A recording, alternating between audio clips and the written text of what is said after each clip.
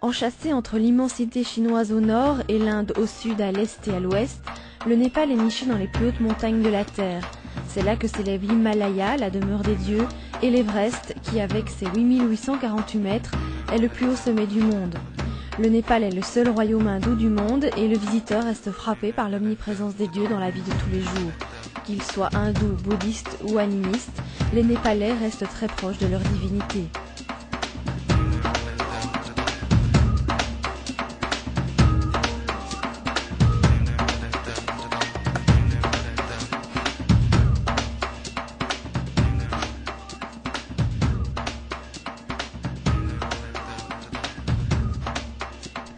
Dans les cités népalaises, temples hindouistes et stupas bouddhistes se côtoient.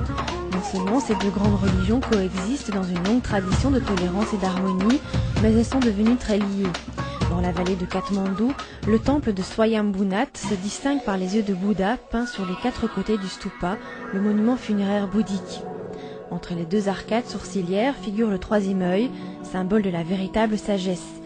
Le nez, qui est la forme d'un point d'interrogation, représente le chiffre népalais 1, emblème d'unité. L'éblouissant dôme hémisphérique blanc représente les quatre éléments, la terre, le feu, l'air et l'eau. Tout autour de l'édifice, des moulins à prière sont disposés, les fidèles les font tourner vers la gauche tout en récitant le mantra qui débute par « Salut à toi, joyau sorti de la fleur de lotus ». En faisant ce geste, ils font tourner la roue de la loi, qui représente le cycle de la vie et de la mort.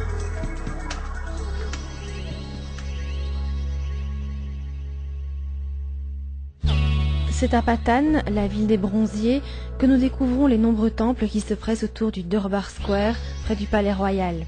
Le Kuabahal est prodigieusement orné.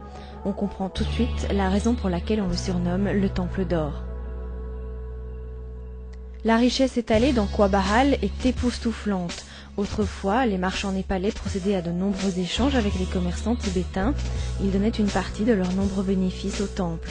Aujourd'hui encore, les Népalais font des donations afin de préserver le temple d'or.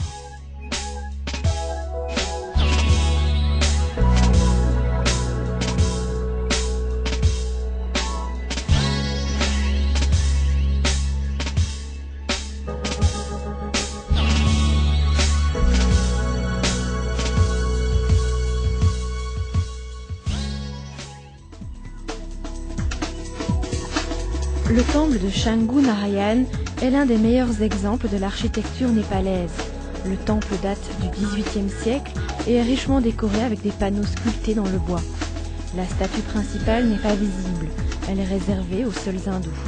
Les touristes pourront admirer toutes les autres sculptures montrant le dieu Shiva sous toutes ses formes d'apparition.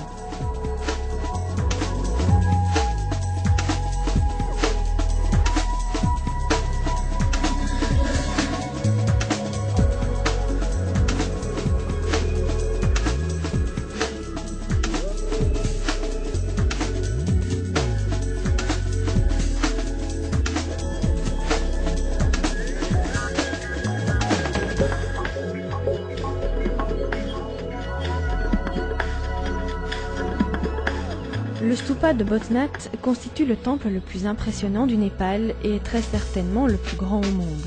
C'est le centre religieux de la très importante communauté tibétaine du Népal. C'est donc un lieu de culte exclusivement bouddhiste et lamaïste. Autour du stupa se trouvent de nombreux monastères et commerces vendant des objets tibétains. Surtout, n'oubliez pas de tourner autour du stupa dans le sens des aiguilles d'une montre. Dans le temple, de nombreux offices s'y déroulent, rassemblant ainsi tous les Tibétains résidant au Népal dans un rituel religieux et social.